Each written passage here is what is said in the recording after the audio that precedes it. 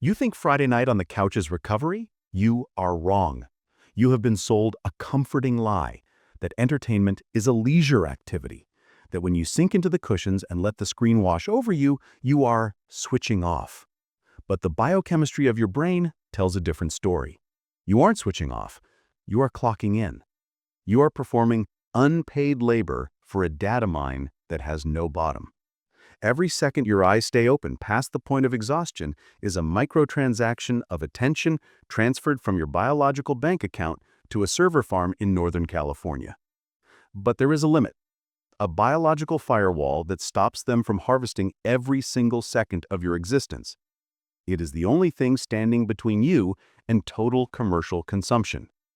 Sleep. Sleep is not just rest anymore. Sleep is an act of rebellion.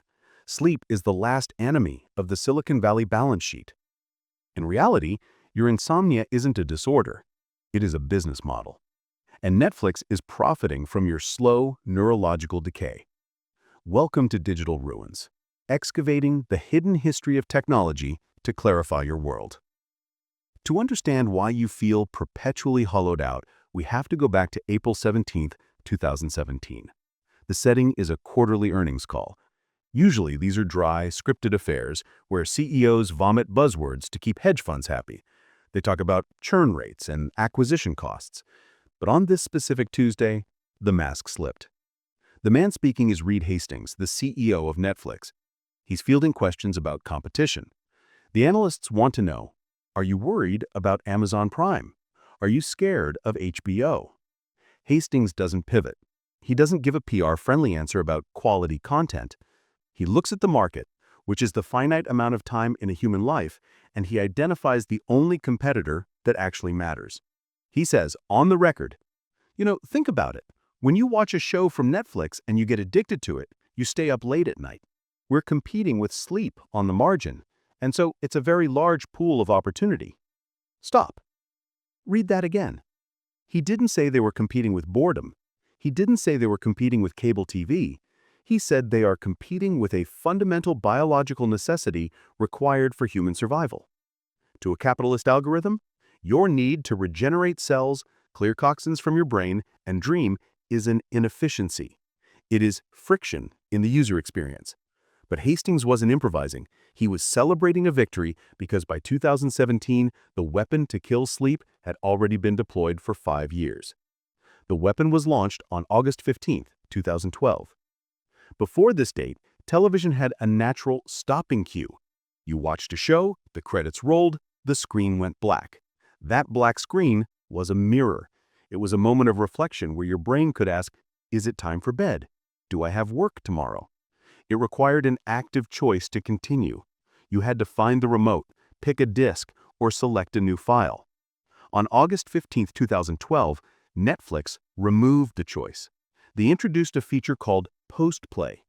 In their press release, they framed it as a convenience, minimizing credits to get you to the action faster.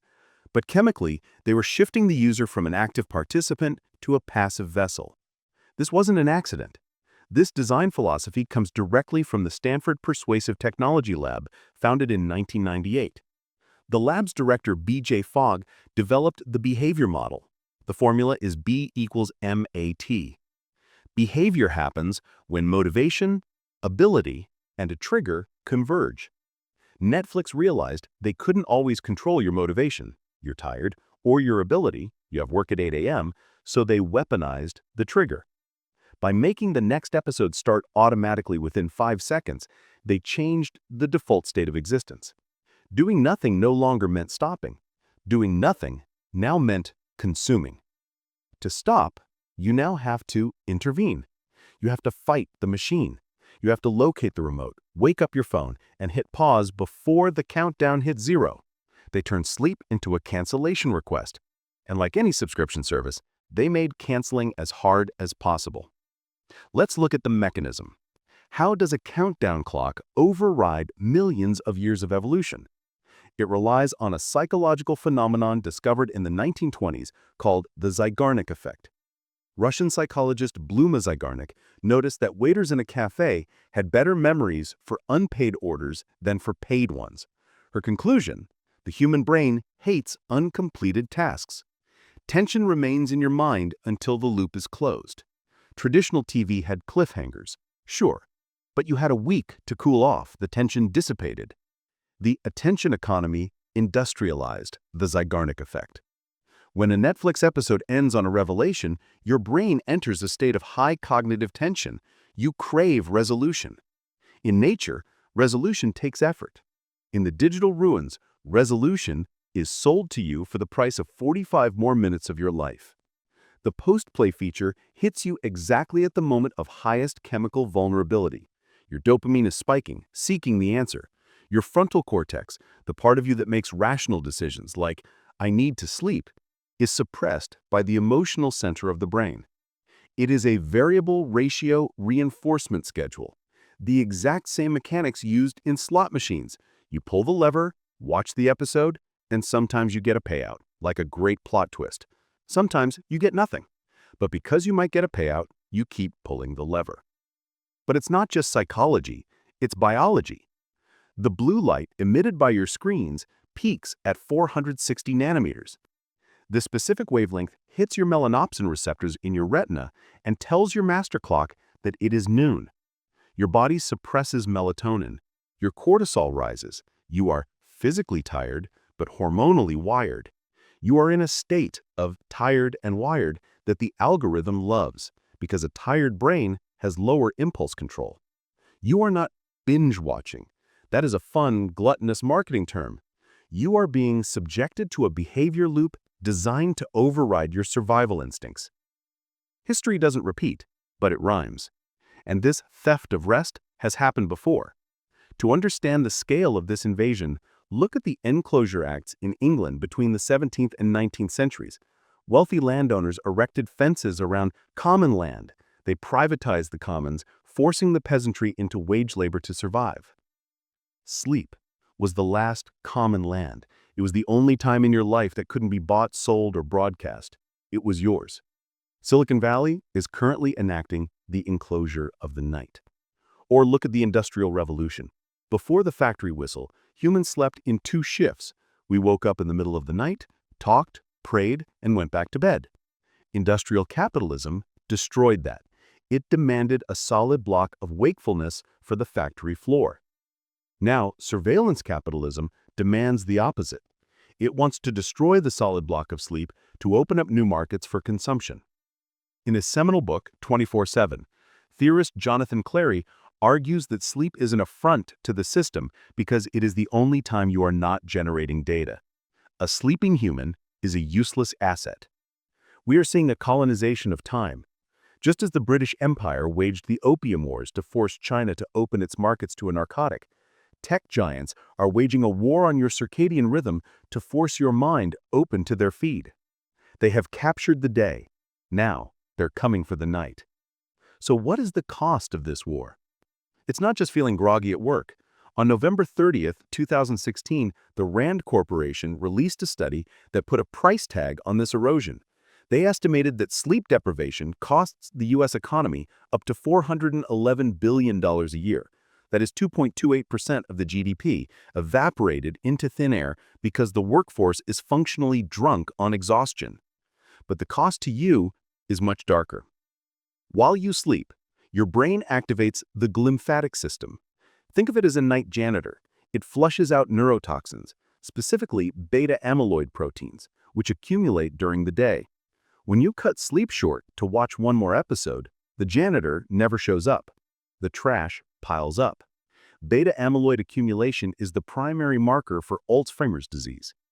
By engaging with the post-play mechanism, you are trading your long-term cognitive health for short-term narrative resolution. You are also losing your agency. The most terrifying part of the Reed Hastings quote isn't that he wants your sleep, it's that he knows he can take it. When you lose sleep, your emotional regulation breaks. You become more reactive, more anxious, more susceptible to outrage bait, and less capable of deep critical thought. A sleep-deprived population is a compliant population. They are too tired to revolt, but just awake enough to click next. We have to stop looking at Netflix as a movie company. Netflix, TikTok, Meta, and YouTube are not in the entertainment business. They are in the attention extraction business. Nobel laureate Herbert Simon saw this coming in 1971. He famously said, "A wealth of information creates a poverty of attention." The economy is a zero-sum game. There are only 24 hours in a day. For Netflix to grow, they cannot just get new users anymore. They have to extract more time from existing users. If you sleep 8 hours, that is 33% of their potential market share locked away in a vault. They have to break the lock. This is why the interface never stops moving. This is why YouTube introduced Shorts. This is why Instagram has an infinite scroll.